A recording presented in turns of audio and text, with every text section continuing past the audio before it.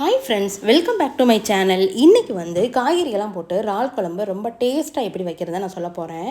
இதுக்கு பெரிய சைஸ் ஒரு வெங்காயமும் தக்காளியும் கட் பண்ணி வச்சுட்டேன். இது கூட மாங்காயும் வாழைக்காய் கத்திரிக்காய் ரெண்டையுமே கட் பண்ணி வச்சுட்டேன். வாழைக்காய் கத்திரிக்காய் மட்டும் தண்ணியில் போட்டுட்டேன் கட் பண்ணி, இல்லைன்னா வந்து அது வந்து கருப்பாக மாறிடும். இதுக்கப்புறம் ஸ்டவ் ஆன் பண்ணி கடாய் வச்சுட்டு 2 சின்ன குழிக்கரண்டி அளவு ஆயில் ஊற்றிட்டு வெந்தயமும் சோம்பும் போட்டு தாளிச்சிட்டேன். நான் வந்து நான்வெஜ்ஜுக்கு வந்து கடுகு வந்து சேர்க்க மாட்டேன். இதோட கருவேப்பிலை, நறுக்கி வச்சுருக்க வெங்காயம், அதோட வந்து நம்ம கட் பண்ணி வச்சுருக்கோம் தக்காளி, அதையும் போட்டு வதக்கிடுங்க. கூடவே நம்ம கட் பண்ணி வச்சுருக்க காய்கறி எல்லாம் போட்டு ஒரு வதக்கிடுங்க. இதோட உப்பு சேர்த்துட்டு 1 ஸ்பூன் மிளகாய்த்தூள், 3 ஸ்பூன் மல்லித்தூள், 1/2 ஸ்பூன் மஞ்சள் தூள் போட்டு நல்லா பிரட்டிடுங்க. இந்த காய்கறியோட முருங்கைக்காய் போட்டாலுமே ரொம்ப டேஸ்ட்டாக இருக்கும். நான் என்கிட்ட முருங்கைக்காய் இல்லாதனால அது மட்டும் சேர்க்கலை.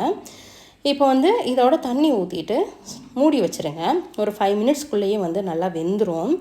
நம்ம வந்து புளி வந்து முன்னாடியே சேர்க்கக்கூடாது, புளி கரைசல், இல்லைன்னா வேகிறதுக்கு வந்து டைம் எடுக்கும். இப்போ நல்லா ஸ்டவ்வை சிம்மில் வச்சுட்டு நீங்கள் வந்து மூடி போட்டிங்கன்னா நல்லா கொதிச்சிரும். கொதித்ததுக்கப்புறம் நம்ம எடுத்துகிட்டு அதுக்கப்புறம் வந்து நம்ம புளி கரைச்சி வச்சுருக்கோம் பார்த்தீங்களா, அதை வந்து சேர்த்துக்கோங்க. புளி கரைசல் வந்து நீங்கள் கம்மியாகவே சேர்த்துக்கோங்க. மாங்காய் சேர்த்துருக்கிறதுனால நம்ம கம்மியாக சேர்த்தா போதும். ஏன்னா மாங்காயிலே புளிப்பு இருக்கிறதுனால புளி கரைசல் அதிகமாக சேர்த்தோம்னா ஓவர் புளிப்பாயிரும். நீங்கள் மாங்காய் சேர்க்கலை அப்படின்னா புளி கொஞ்சம் அதிகமாகவே சேர்த்துக்கோங்க.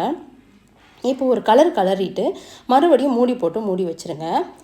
ஒரு 10% எக்ஸ்ட்ரா வந்து குக் ஆகிட்டா போதும். இந்த நல்லா கொதிச்சிருச்சு. இப்போ நீங்கள் மூடி எடுத்துகிட்டு நம்ம கழுவி வச்சுருக்கோம் பார்த்தீங்களா இறால், அதை வந்து போட்டுருங்க. இறால் வந்து முன்னாடியே போடக்கூடாது, போட்டிங்கன்னா அது ரப்பர் மாதிரி மாறிடும். நான் முன்னாடி வீடியோலையும் உங்களுக்கு சொல்லியிருப்பேன். இறால் வந்து கொஞ்சம் நேரம் கொதிச்சாவே போதும், டேஸ்ட்டாக மாறிடும். இதுக்கப்புறம் நீங்கள் எடுத்துகிட்டு ஒரு கிளறிடுங்க. நல்லா கொதிச்சிருக்கு பாருங்க. நான் வந்து கொஞ்சம் தண்ணியாகவே வச்சுருக்கேன். ஏன்னா நான் வந்து காலையில் இட்லிக்கும் இது தான் சேர்த்துட்டேன், மதியானம் ரைஸுக்கும் சேர்த்து வச்சதுனால நான் கொஞ்சம் தண்ணியாகவே வச்சுருக்கேன். நீங்கள் வந்து வேணும்னா இன்னும் கொஞ்சம் கெட்டியாக வச்சுக்கலாம். இது ரொம்ப டேஸ்ட்டாக இருக்கும். டிஃபனோடையும் சேர்த்துக்கலாம், ரைஸோடையும் சேர்த்துக்கலாம், அல்டிமேட்டாக இருக்கும். இப்போ பாருங்கள் கொதிச்சிருச்சு. மறுபடியும் நீங்கள் மூடி போட்டு ஒரு கொதி, அவ்வளோதான். அது ரொம்ப நேரம்லாம் நீங்கள் வைக்கவே தேவையில்லை. ஏன்னா இது மாங்காய் வந்து சீக்கிரம் வெந்துடும், கத்திரிக்காய் சீக்கிரம் வெந்துடும். இது ரொம்ப டேஸ்ட்டாக இருக்கும். ஒரு தடவை செஞ்சு பாருங்கள்.